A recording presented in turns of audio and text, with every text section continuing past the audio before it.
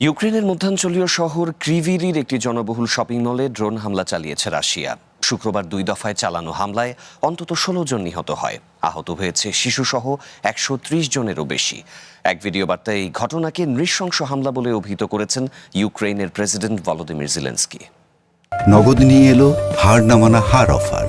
সর্বনিম্ন 10,000 টাকা রেমিটেন্স নগদে পাঠালে থাকছে স্বর্ণের হার জেতার সুযোগ।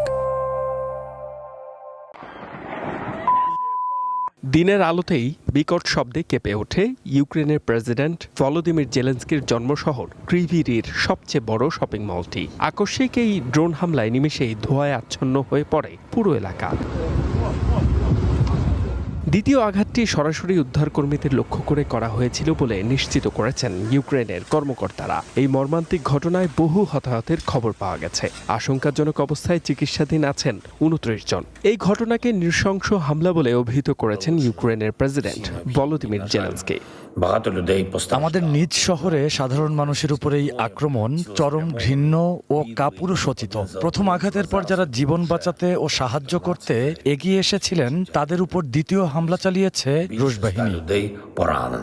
তাৎক্ষণিকভাবে এই হামলার বিষয়ে কোনো মন্তব্য করেনি মস্কো। তবে ধ্বংসস্তূপের নিচে আরও বেশ কয়েকজন নিখোঁজ থাকায় হতাহতের সংখ্যা আরও বাড়তে পারে বলে আশঙ্কা করা হচ্ছে। জীবিতদের খোঁজে পার্শ্ববর্তী অঞ্চলগুলো থেকেও উদ্ধারকারী দল পাঠিয়েছে ইউক্রেন সরকার।